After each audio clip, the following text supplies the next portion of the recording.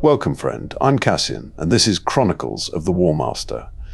Here by the fire, we begin a journey into Warhammer 40,000, the far future of the 41st millennium, where humanity rules a million worlds and has forgotten what peace ever felt like. It is a vast and terrible galaxy filled with endless war, dying suns, ancient wonders, and a mournful beauty that lingers long after the battles are done. Long before that dark age, the Emperor of Mankind looked to the scattered stars and began the Great Crusade, seeking to reunite lost humanity beneath one banner. At his side marched his 20 Primarch sons, superhuman generals, each commanding a legion of space marines. Greatest among them was Horus, beloved by his father and raised above his brothers as Warmaster. But this is the tale of how that glory broke. The Horus Heresy is the great betrayal, the wound from which the Imperium never truly healed. And here we will tell it from the beginning. A captain of the Lunar Wolves was sent to greet a king in peace. He never came home, so Horus had that king killed instead. Horus is the Warmaster, the Emperor's favorite son, leading the Great Crusade that is folding lost human worlds back into the Imperium, one by one. Here, on a nameless world at the edge of that campaign, sits a king who has never heard the Emperor's name. Captain Hastur Sejanus went down to greet him. And now the fall begins. 203 years into the Great Crusade, a fleet hangs in orbit above a world none of them recognize. The Imperium catalogues it as 6319, the 19th compliance of the 63rd expedition. To the locals, it has another name. They call it Terror. They have called it Terror since before anyone alive can remember. And in the high palace of its capital sits a man who calls himself the Emperor of Mankind. Not the real one. He has never heard of the real one. He grew up in a world cut off from the rest of humanity for so long that he believes, with absolute sincerity, that he is the only emperor there is. He has built a state in mirror of an imperium he does not know exists. He has carried his people through the long dark of isolation. He sits on a golden throne, in a chamber the size of a cathedral, and he means every word of it. Up in orbit, looking down, is the man who actually holds that title, by birthright, by gene, by the will of the true emperor on distant Earth, Horus Lupercal, the Warmaster. The eldest and brightest of the emperor's 18 known sons, he has been Warmaster for 1 year. He is anxious to prove the rank. And because Horus is, by nature, the most diplomatic of the Primarchs, because he genuinely believes a galaxy can be reunified without slaughter, where slaughter can be avoided, he does not lead with the fleet. He does not lead with the legions. He leads with a hand extended in greeting. He sends an envoy down to the palace, a gilded barge, a herald to speak in his name. Remember that gesture. Remember the open hand. It is going to matter more than you can yet imagine. Stay with me. Before we follow that envoy down, you need the shape of the world he walks into, and the shape of the kingdom that sent him. It is the 31st millennium. Humanity owns most of the stars. 2 centuries ago, a single immortal man on Earth, they call it Terror, woke an army out of myth and went looking for his lost children. He found 18 of them, the known Primarchs, gene-forged demigods scattered across the galaxy by an enemy whose name we will save for another night. Each Primarch was given a legion, thousands of space marines, the Astartes, warriors built taller and harder and longer lived than any baseline human will ever be. Father and son set out together to bring every lost world of mankind back under one banner. They called it the Great Crusade. 200 years in, the Emperor has gone home, withdrawn to Terror. Why? No one is entirely sure. He has handed the war to his sons. The eldest, the brightest, the favorite. His name is Horus. A year before this story begins, on a world called Eleanor, the emperor named Horus Warmaster, first among equals, supreme commander of the entire Great Crusade. Horus is still wearing that crown new. He wants to be worthy of it. The legion he leads is the 16th, the Lunar Wolves, the finest of the 20, and they know it. Pearl-white armor, wolf-pelt cloaks, the black wolf's head stark on every pauldron. They are the example all the other legions are measured against.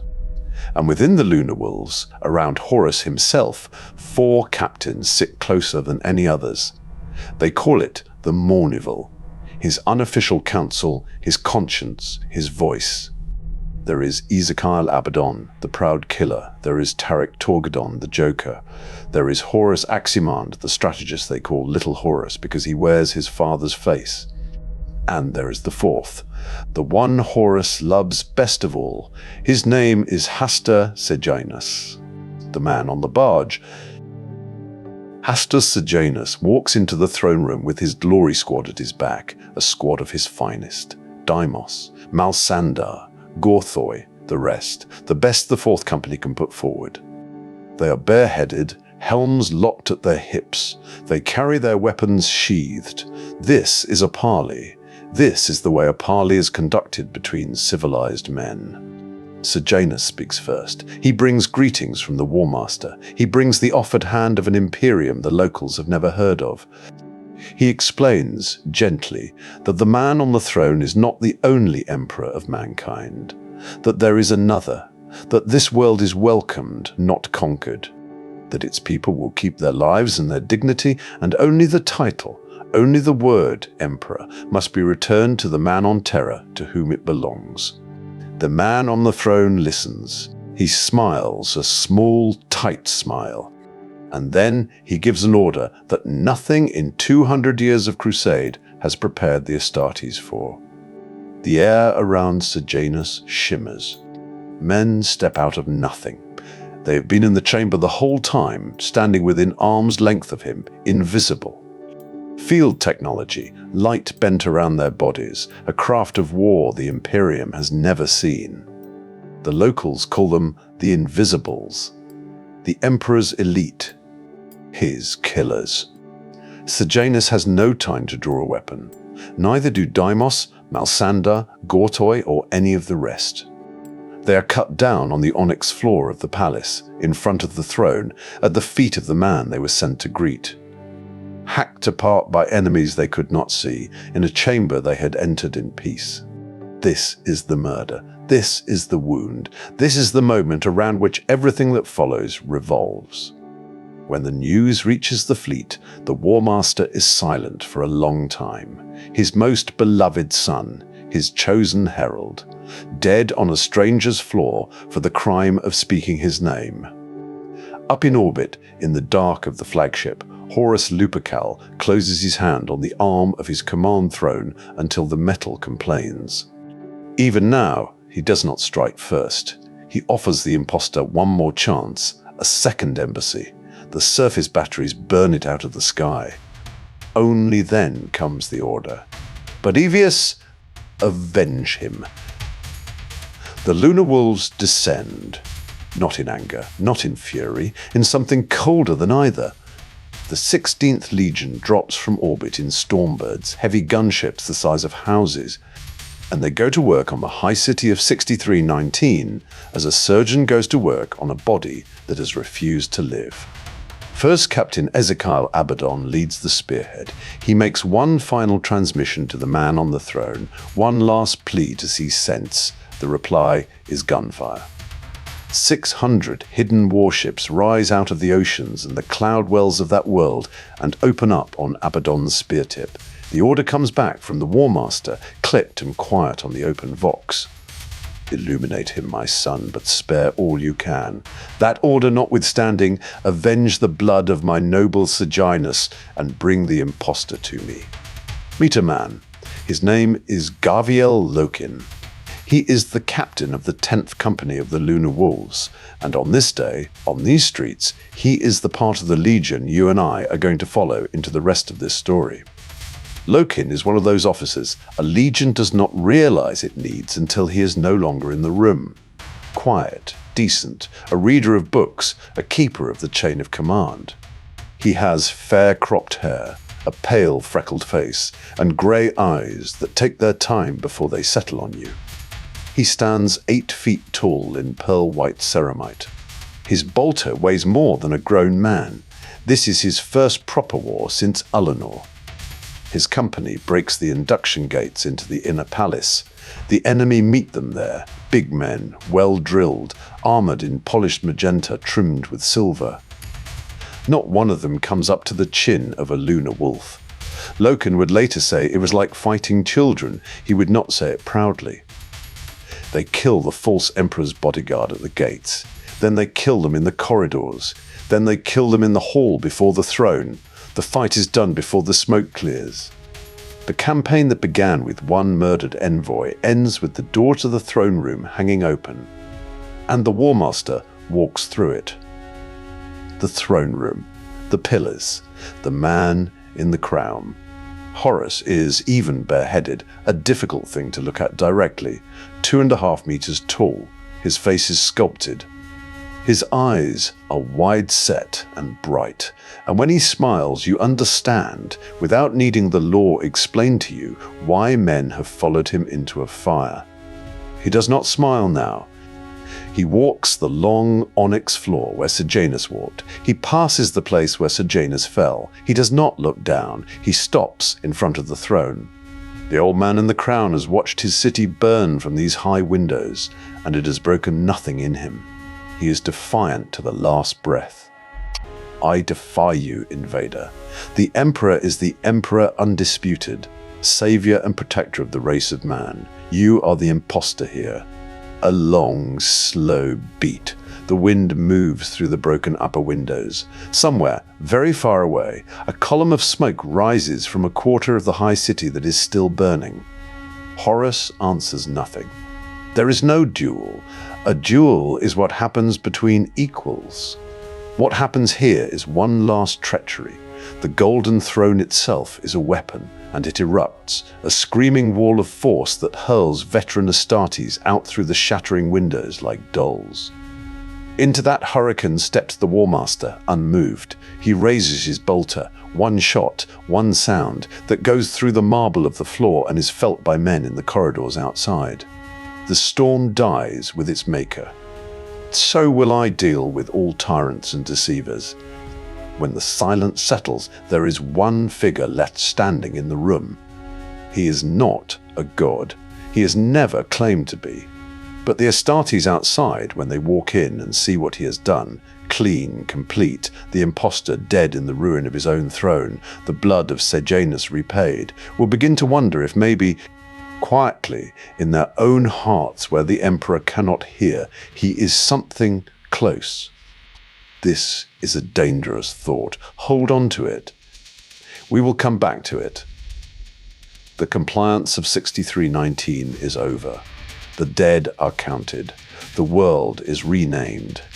And one night, in the great hall of the conquered palace, the Warmaster gathers his legion to mark what they have just done. There is a ceremony. Torchlight. The 16th Legion's banner, the wolf's head, the staring eye of terror hung from the rafters.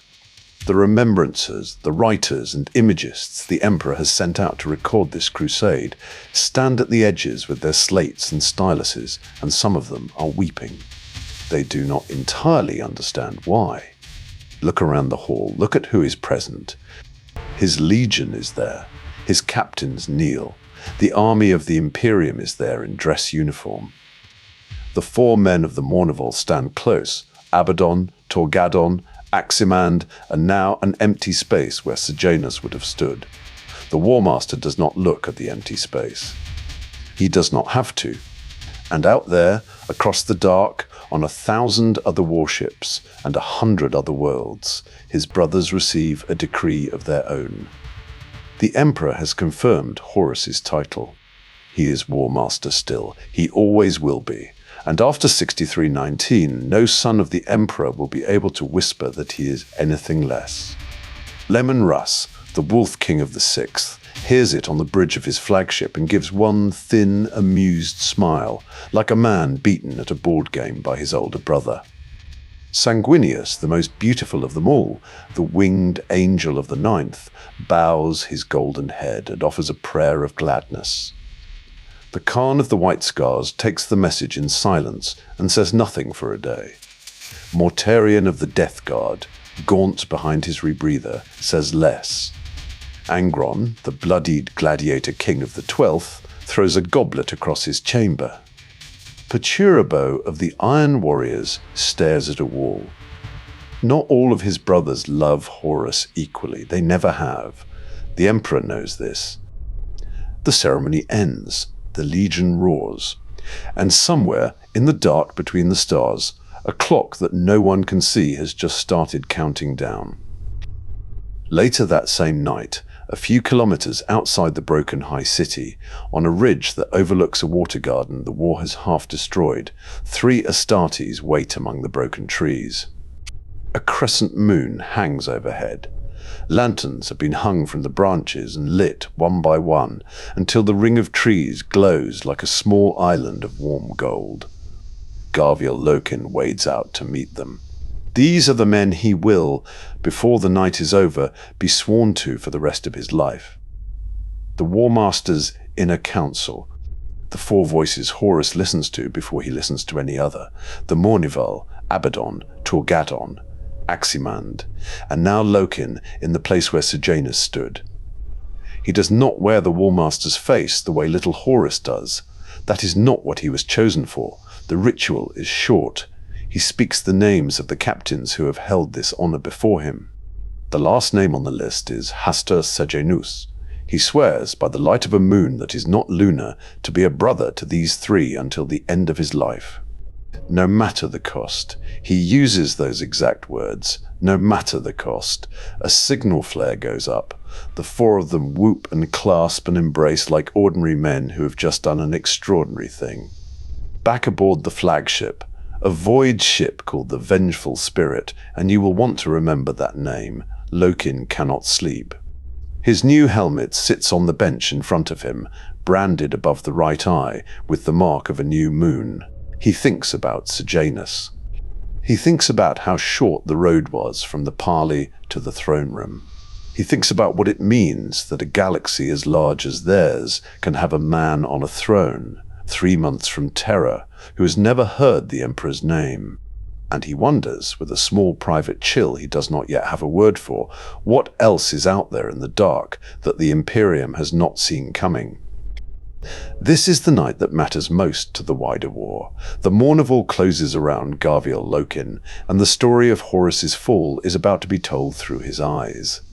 Next, on a frozen mountainside, a sergeant of the Lunar Wolves looks at his captain and finds eyes that don't belong to him. This is Samus, the first demon this story has ever shown you. Thank you for staying with me to the end. If this chapter found a place in your thoughts, subscribe and you'll be here when the next one arrives each week. Leave a like and tell me your favorite moment or your own thoughts in the comments. It helps these old stories find more ears. Until next time, walk wisely and keep the Emperor's light close.